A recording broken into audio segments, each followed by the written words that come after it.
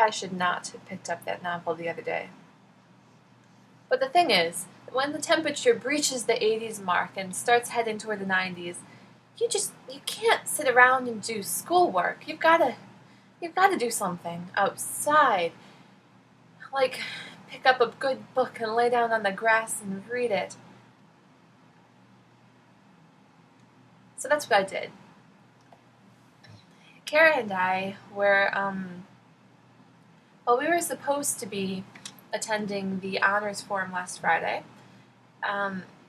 Specifically, we were supposed to be sitting and listening to senior thesis lectures. It would have been very kind of us to do so. It would have honored our seniors. We didn't. We skipped out after the first one. There were 3 we were supposed to see. We left and went outside to sit on a hill and make paper airplanes, and then ran over to the library to find some books we could read. We each took out one and then laid down on a hillside and read them.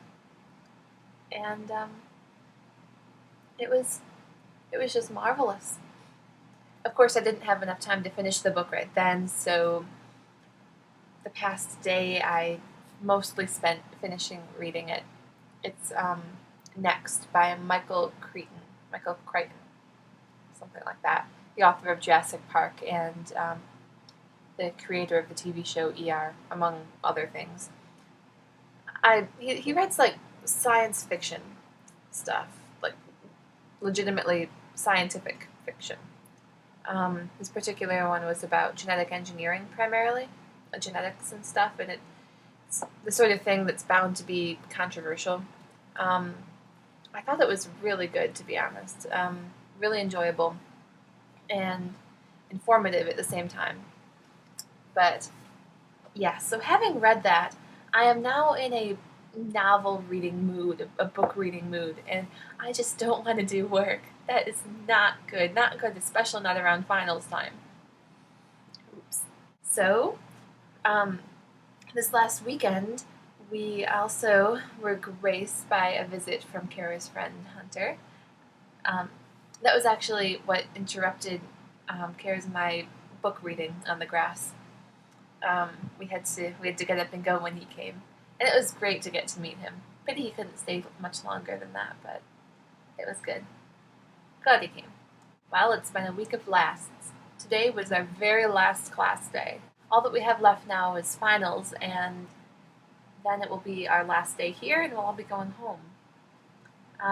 Saturday was also special, even though there weren't any classes. It was the last day of yacht. Had to say goodbye to all the friends I've met over the year. And as some of you know, I am leaving to go home on this Saturday at like noonish, 1 o'clock-ish. I'm going to be packing everything up, all the stuff I've accumulated and got messily kind of settled into my places over the year. Just going to be packing that all up and shipping it back off to New York. It's going to be big. I'm really excited to get to see everybody back at home. Sad I'm not going to be able to see all my friends here over the summer, but thank goodness for these vlogs. Speaking of which, David, I just watched yours, and you did infringe on my day just a little bit, but I'll forgive you. When I saw that you didn't post on Sunday, it being only your second time and all, it was very sad, very much saddened. I was kind of worried that you had forgotten about us. That wouldn't have been good. But when I checked today and saw that you had posted after all, then that was all happy and exciting. Glad you got that done. And you have inspired me to exercise.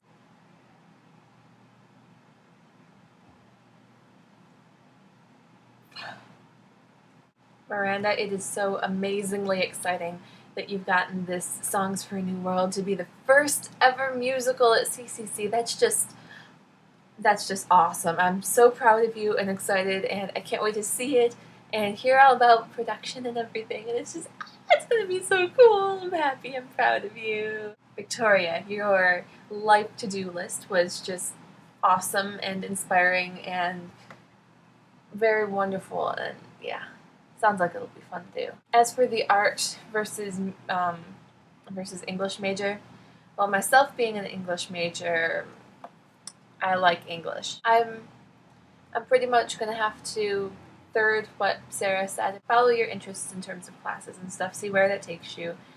You don't have to figure it out right away. Fortunately, in both art and writing, there are a lot of options. They're very competitive, especially for art.